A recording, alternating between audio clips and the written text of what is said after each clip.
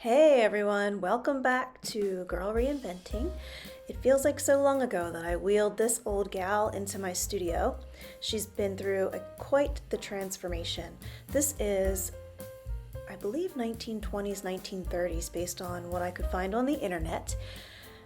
This is a dresser from Table Rock Furniture Company, Morganton, North Carolina, bought by Drexel Furniture in the mid-1950s, from what I could tell.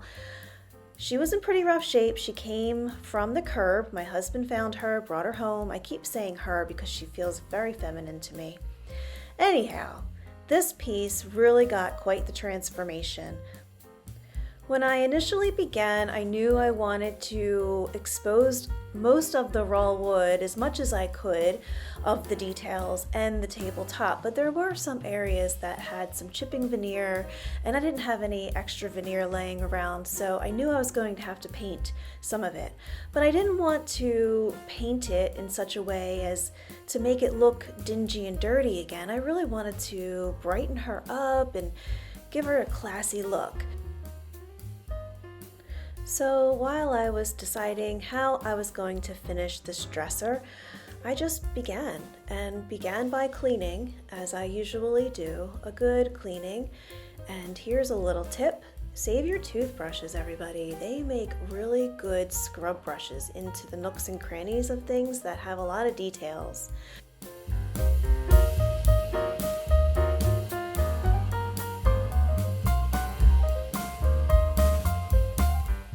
Who knows what this junk is, but the Goo Gone, the Pro Power adhesive remover, did the trick of getting rid of that bit of nastiness.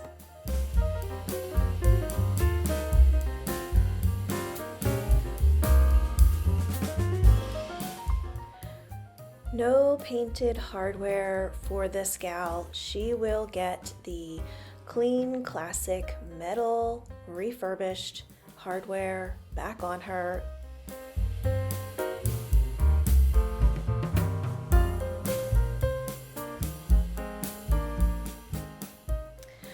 Here we go, my round of fun with my new carbide scraper. Wait, that's not me. Tom could not wait to use the carbide scraper, so he jumped in and I got him to help me on this one.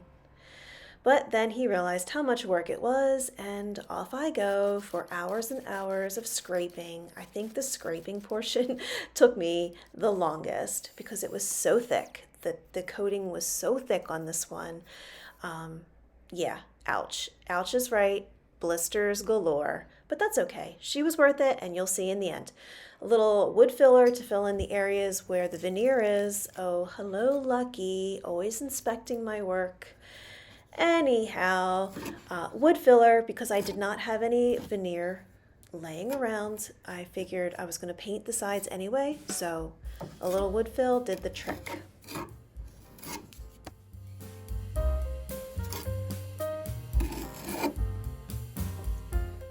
And on a whim, I bought myself another new toy. I've been wanting an orbital sander, and so here we go, orbiting, sanding in the basement. Not a good idea. There was dust everywhere, and my husband probably wants to kill me. Finishing everything up with a little bit of hand sanding with a little 220 grit sandpaper wrapped around an old sanding sponge does the trick. My go-to stripper is the Citrus Strip because I am using this product indoors in a basement. Not a whole lot of ventilation down where I am, so this does not kill me with fumes. And I've always gotten a pretty good result. I often will cover the Citrus Strip up with plastic wrap just because it helps to activate it, keep it moist longer, helps it to work better. I haven't found a better way to do this yet. Anybody have any suggestions? I really don't like to use the plastic.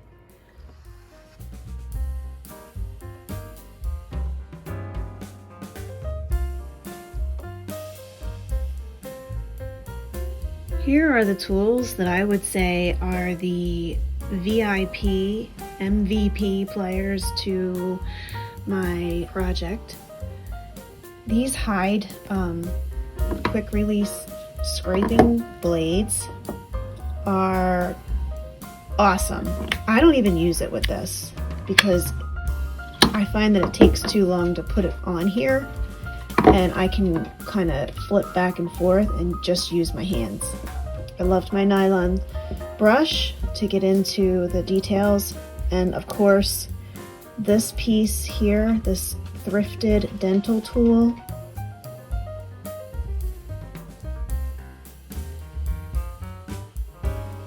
Cannot be beat. So guys, if you are thrifting and you see this at a flea market, something like this, an old dental tool, pick it up. You will not be sorry. And I love this carbide scraper. So this is one of my new favorite things to do. And of course, steel wool. These hide scraping blades, they come with these cases, so you can store them in there when you're not using them so that they don't get lost on you.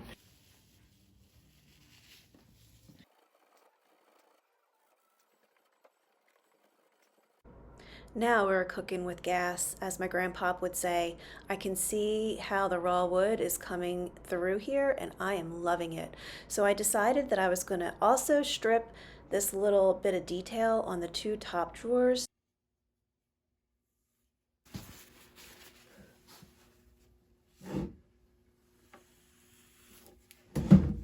And then I took all the drawers outside this time, not in the basement, and gave them a fresh surface. A few last minute repairs and some prepping work before we get to the final step of painting, which is actually the fun part. It takes so long to get there sometimes.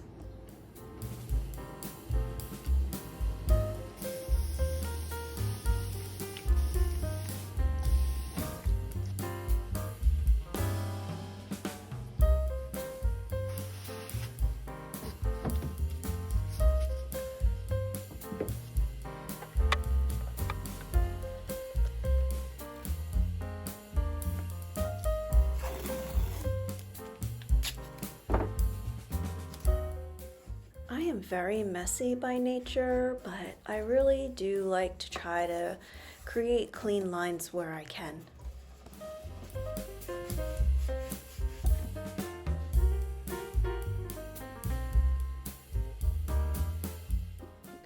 I always forget to do this, so I'm showing it to you so that you don't make my mistakes and end up with goo in your clean drawers. Hello, Gus. Always watching. Always watching. Isn't this what everybody does at 7 a.m. on a Saturday morning?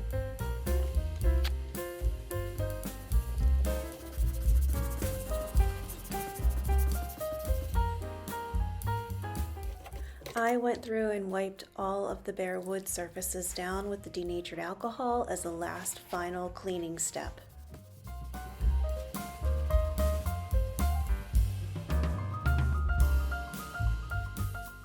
Please return your seats to the upright position. We will prepare for landing.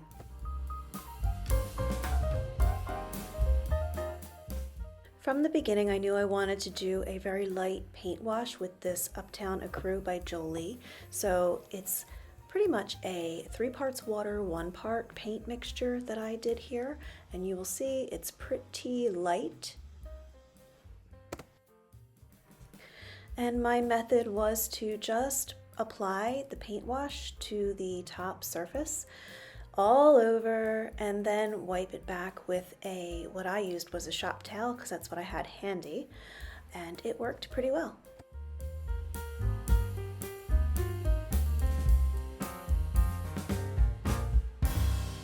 And I hadn't noticed it before, but I guess I sanded too far down on the top in that corner up there, that top right-hand corner.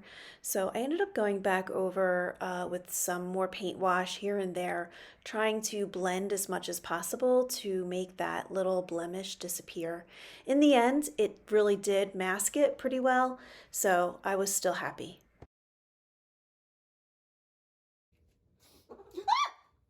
Gus! No!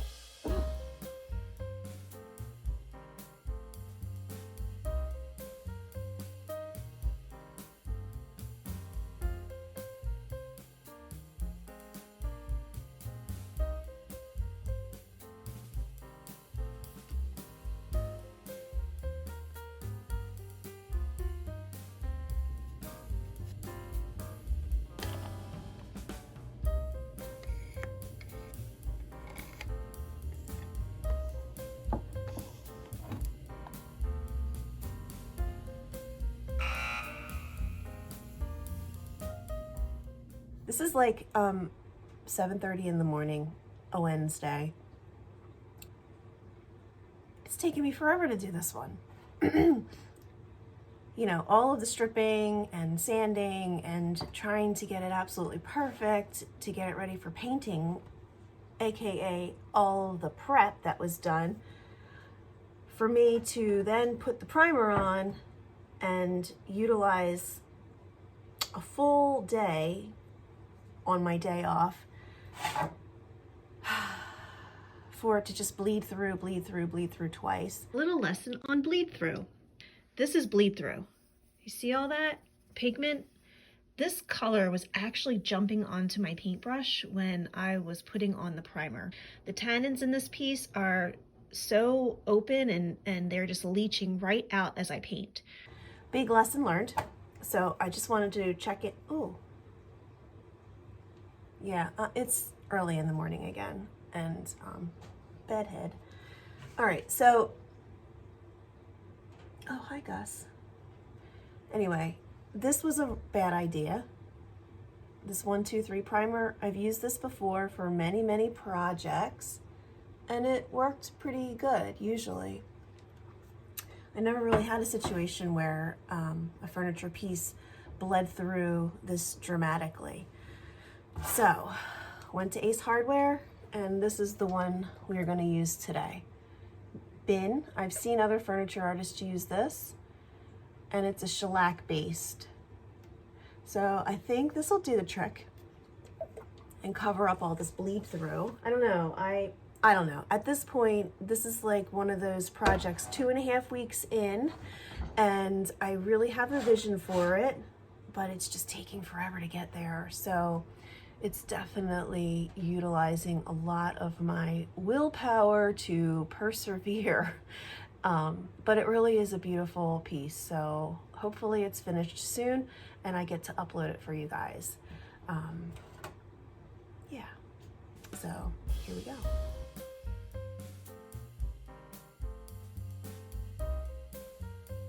Okay, please, paint gods, shine down on me, smile on me, and make this project work. Make this paint bleed through go away. Oh, please. Please, oh, please. I feel like this is the answer. The shellac is definitely the way to go. So here I'm just using a chip brush. I don't want to mess with shellac and the cleaning process of it. I'm going to throw whatever I use away.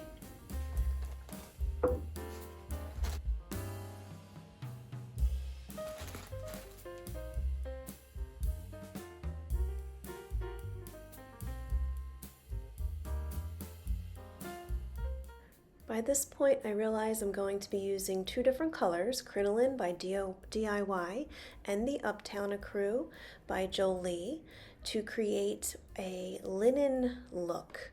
I watched a video by Chris Donna. She did a grass cloth technique using blue jean colors on a piece of furniture, and I was like, yes, that is exactly what I need to do. So that is what I attempted here, and the rest of this video will focus on how I achieved the end look, which really did turn out to look like linen. I was really pleased. So follow through, guys. We're almost to the end. You will not be sorry.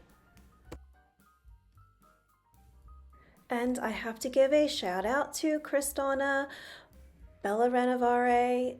Go check out her channel, especially that video with the grass cloth technique. I will link it in my description and put a little plug here on the side so you can click right to it. She really saved my tuchus, and this is how she did it, using these wallpaper brushes. So sit back, relax. I'm gonna play some music and you can watch this piece come together.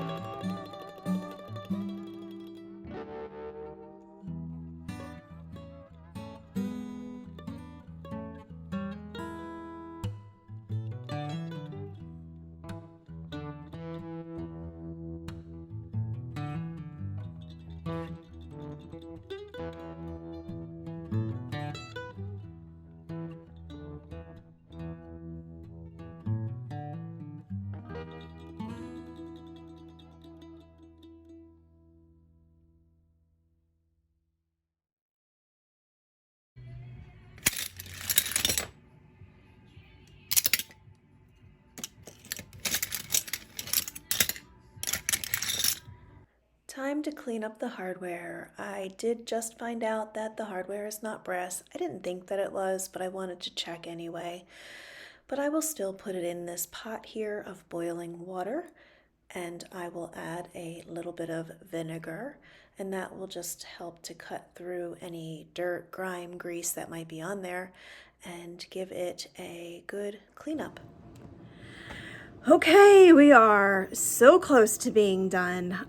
I have done the crinoline coat on all of the drawers and the sides and did the texture technique. It's like a linen look technique on the sides and on the drawers, and the hardware is in the pot as we speak. It's boiling away, and I think I'm gonna have a beer.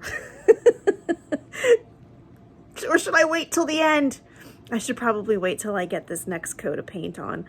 We are heading into the last color here, the Uptown Accrue by Jolie. Oh, I'm getting like really punchy because this is almost to the end here. So here we go. Let's do it. Let's get this done. The final coat goes on. I wanted to thin it out so that you could still see some of the crinoline underneath. So I did use my Mr. Bottle to thin out that top coat. And then I did the same thing with the wallpaper brushes. I went over the top in a basket weave type pattern to create the linen look or the grass cloth look.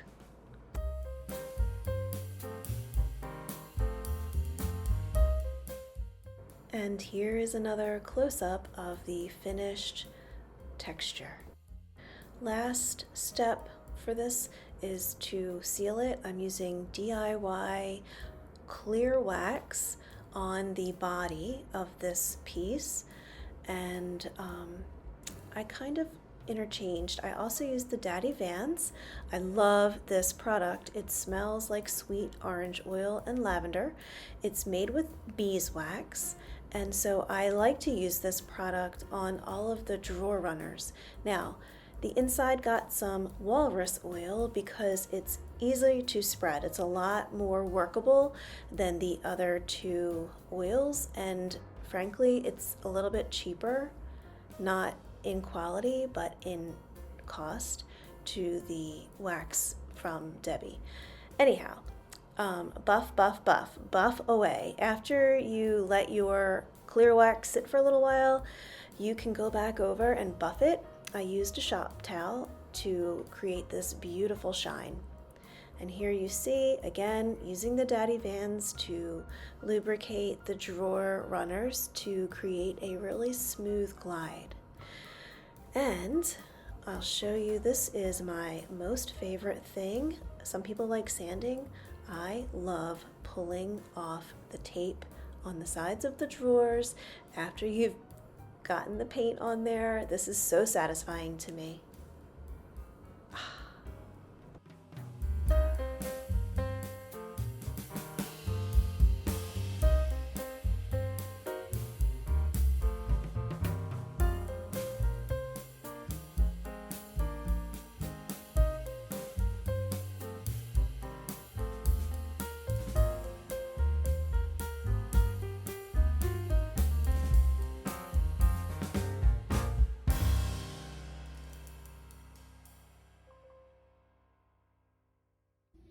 Here's another Daddy Vans product. It's countertop care, but I actually use it to clean and buff, polish, and shine on my hardware.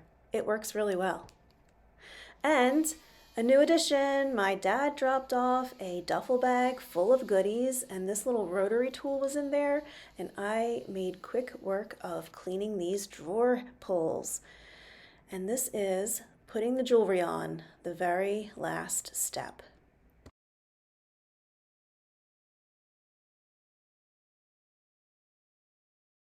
If you guys are still along for this journey, then please consider hitting that subscribe button and get hooked up with the Girl-Reinventing channel, and I promise I will share more of these projects with you everything from garden adventures to roadside flips to who knows what. But we definitely have fun here, and I'm always trying to save something from the landfill and make something beautiful again and learn something new and be creative. So join me, come along for the ride. This was a fun project. It took me a long time, but I learned a lot along the way. Ah, last drawer. Oh my goodness, I can't believe it. This is where we started. This old dresser, found in the trash by my husband, was on its way to the landfill, and now I have turned her into a thing of beauty. Hold on to your hats, everybody, because here comes 1930s table rock furniture company dresser, all decked out in her brand new linen suit.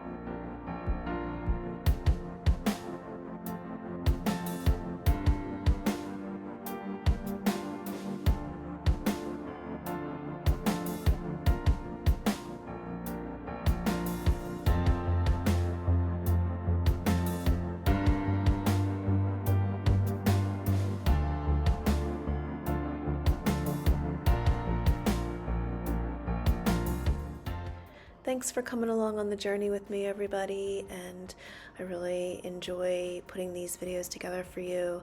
And if you are still along for the ride, then hit that subscribe button, and I will see you in the next video.